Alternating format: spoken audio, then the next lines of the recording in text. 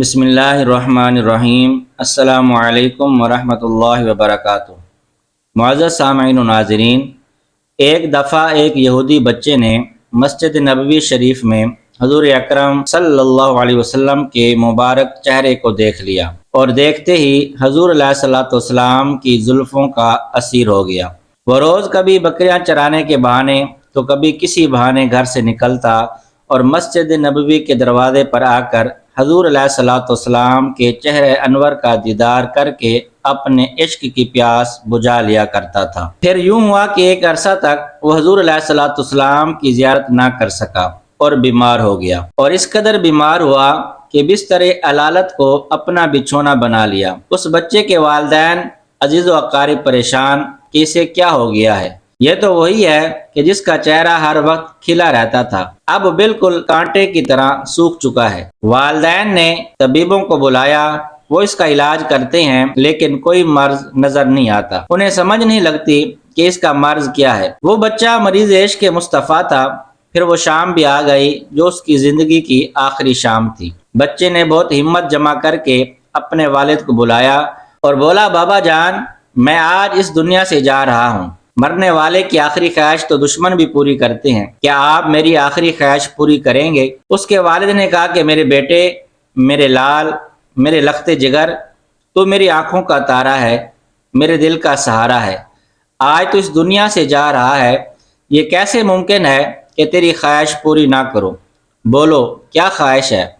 اس بچے نے کہا کہ میں اپنا دل آمنہ کے لال کو دے بیٹھا ہوں، مجھے حضور علیہ الصلوۃ والسلام سے عشق ہو گیا ہے اور آج اس دنیا سے جا رہا ہوں، تو میری آخری خواہش ہے کہ زندگی میں آخری بار زیارت کر لوں۔ اس کا والد ناراض ہو جاتا ہے کہ تو دنیا سے جا رہا ہے اور اپنا دین بھول چکا ہے۔ بچے نے کہا کہ آپ نے وعدہ کیا تھا، آخری خواہش ضرور پوری کروں گا۔ اب اس کا والد حضور اکرم صلی اللہ علیہ وسلم کی بارگاہ میں پیغام بھیجتا ہے۔ پیغام حضور علیہ الصلوۃ والسلام کی بارگاہ میں لایا جاتا ہے کہ ایک یہودی بچہ ہے لیکن ہے آپ کا دیوانہ اور دنیا سے جا رہا ہے اور آپ سے ملنا چاہتا ہے۔ نبی رحمت صلی اللہ علیہ وسلم نے فوراً صحابہ کرام سے فرمایا کہ اٹھو، اس یہودی بچے کے گھر چلیں۔ حضور علیہ الصلوۃ والسلام اس بچے کے گھر تشریف لے جاتے ہیں اور اس کے سر پر اپنا دست اقدس پھیرتے ہیں۔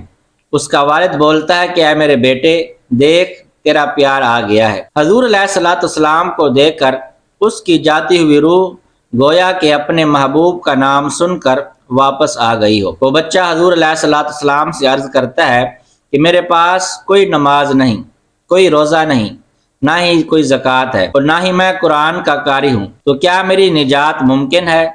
حضور علیہ الصلوۃ والسلام نے فرمایا کہ ہاں، تو کلمہ توحید پڑھ، میں تیری نجات کی ضمانت دیتا ہوں۔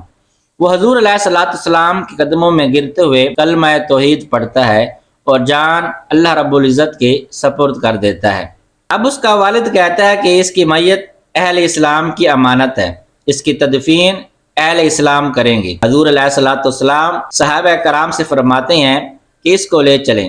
پھر حضور علیہ الصلوۃ والسلام اسے خود غسل دیتے ہیں اور اس کا جنازہ مدینہ منورہ کی گلیوں میں گھمایا جاتا ہے۔ مدینہ منورہ اور مضافات سے لوگ اس کا دیدار کرنے کے لیے لوگ آتے ہیں اور ہر طرف ایک ہی شور ہے کہ یہ ایک یہودی بچہ تھا، دیدار مصطفیٰ نے اسے صحابی بنا دیا۔ جب اس کے چہرے سے کپڑا ہٹایا جاتا ہے تو ایک نور کی کرن اس کے چہرے سے نکل کر آسمان کی طرف چلی جاتی ہے اور اس کا چہرہ چمک رہا ہوتا ہے۔ ایک عجیب منظر صحابہ کرام نے دیکھا کہ حضور علیہ الصلوۃ والسلام پاؤں کے پنجوں کے بل چل رہے ہیں۔ حضور علیہ الصلوۃ والسلام کی بارگاہ میں صحابہ نے عرض کی، حضور آج آپ ایسے کیوں چل رہے ہیں؟ تو حضور علیہ الصلوۃ والسلام نے فرمایا کہ عالم بالا کے فرشتے اس کے جنازے میں اس قدر شریک ہیں کہ زمین پر پاؤں رکھنے کی جگہ نہیں۔ اب حضور علیہ الصلوۃ والسلام اسے خود قبر میں اتارتے ہیں۔ جب کچھ زیادہ وقت لگ جاتا ہے تو صحابہ کرام دریافت کرتے ہیں، یا رسول اللہ صلی اللہ علیہ وسلم، آقا آج زیادہ دیر کیوں لگ گئی؟